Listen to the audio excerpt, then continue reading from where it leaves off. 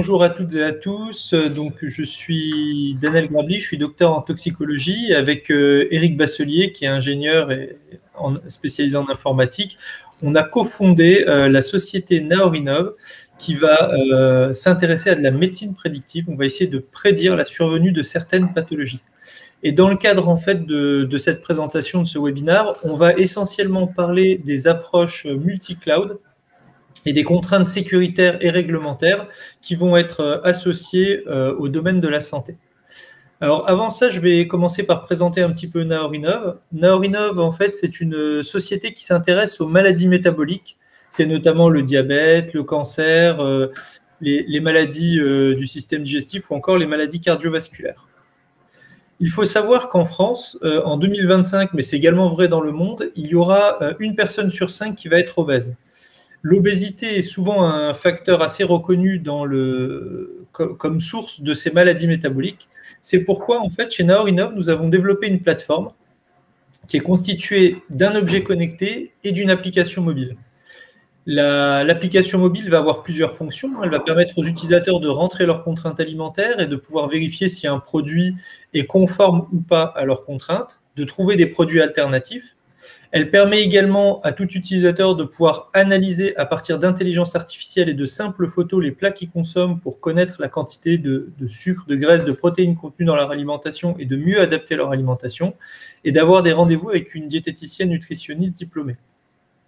Par ailleurs, l'objet connecté, lui, il va permettre de mesurer des modifications au niveau du fonctionnement des cellules et de pouvoir aider l'utilisateur à savoir quand il va y avoir des modifications qui pourraient être à l'origine en fait de la survenue de certaines pathologies.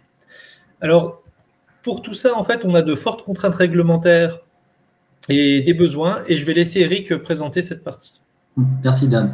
Alors oui, du coup, effectivement, alors chez Naor, nous avons donc des données qui sont des données de santé, et dans ce périmètre-là, en fait, il existe des contraintes réglementaires, comme par exemple la fameuse réglementation européenne qui est la RGPD pour le règlement général sur la protection des données. Donc, à partir de là, tout d'abord, on peut voir qu'est-ce qu'une donnée personnelle. Il existe deux types. Soit on a une identification d'une personne qui est directe, c'est-à-dire un nom et un prénom, soit en fait une façon un peu indirecte, comme un identifiant, un numéro de téléphone, une adresse mail, une image, etc. L'objectif après de ces informations-là, c'est de pouvoir faire en fait un traitement de ces données, et surtout, avant tout, c'est de bien définir en fait le périmètre sur lequel en fait on a besoin de cette donnée-là. C'est-à-dire qu'on ne va pas prendre une information sur laquelle on n'a pas besoin de l'avoir chez nous en fait là-dessus. Toute l'idée en fait de cette réglementation, c'est aussi qu'une société puisse donner une transparence sur toutes les données qui sont ensuite collectées, et que ainsi la personne, l'utilisateur en fait de l'application puisse avoir un accès sur la consultation et la correction de ses propres données personnelles en fait. Et enfin, il y a un autre aspect sur la réglementation qui est la conservation de ces données. Par exemple, des informations qui sont, on va dire, entre guillemets, un peu périssables, on va les garder qu'une année, donc on va les détruire, mais aussi, si jamais on va les stocker un peu plus longtemps, c'est soit on les archive effectivement dans le cadre tout à fait légal, je pense notamment aux données vraiment pures de santé, ou anonymiser ces données pour ne plus pouvoir avoir une identification directe de ces personnes-là. Et donc, du coup, il y a une autre partie en fait avec l'application qui est en plus de RGPD, c'est tout ce qui est hébergement des données de santé. Donc, il existe des organismes, qu'ils soient publics ou privés, en fait, sur lesquels on vient placer en fait les données de santé. Et il existe en fait deux types de certifications, deux types d'hébergeurs, on va dire. Un qui a une infrastructure en fait physique, vraiment toute l'infrastructure physique, et enfin l'infogéreur, lui, qui englobe vraiment une partie même structure plus logiciel. Donc, tout cela est vraiment très encadré en fait, grâce à des certifications et à des normes, notamment la norme ISO 27001, ISO 27017, 18. Il existe encore d'autres qualifications comme le Security Cloud.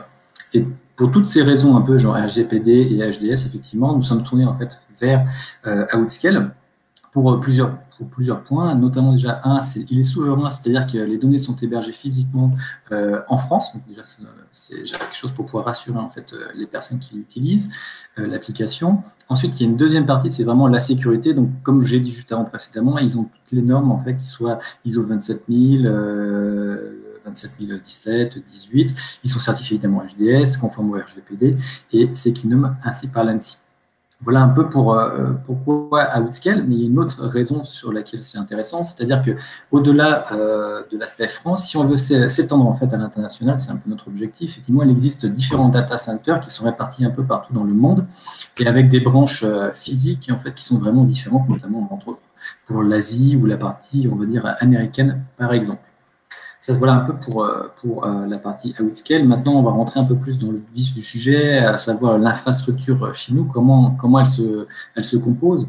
On a avant tout d'abord une infrastructure dans un environnement avec un réseau privé. C'est-à-dire que les données en fait, ne sortent pas sur Internet comme ça là-dessus.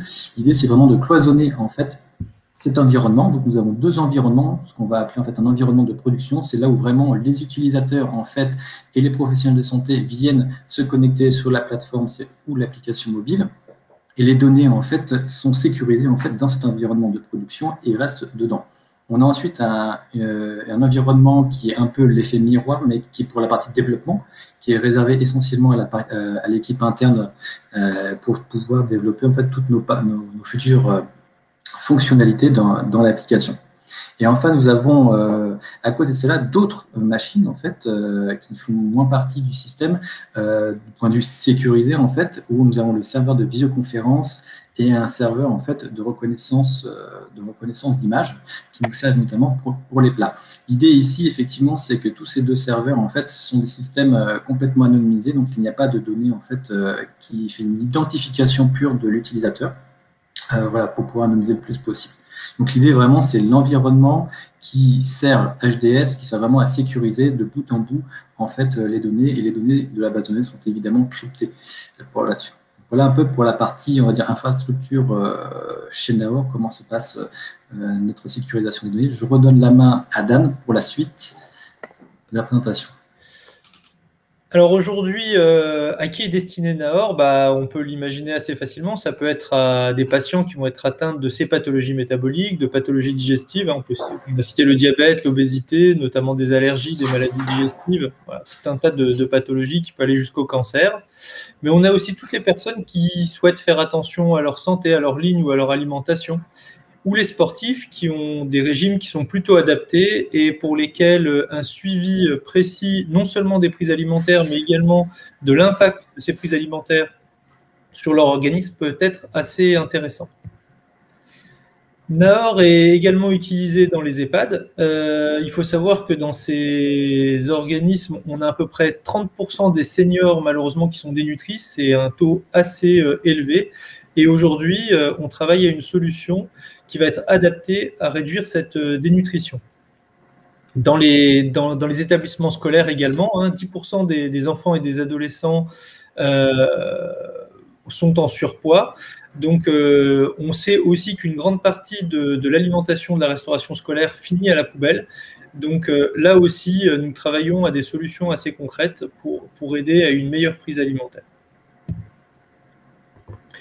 Dans les entreprises, dans les cantines, c'est un petit peu le pendant ce qu'on peut voir en restauration scolaire, même si évidemment ça se passe en général un peu mieux, ou pour les industries agroalimentaires où on va proposer des aides pour les industriels afin qu'ils puissent améliorer les offres et les produits qu'ils proposent.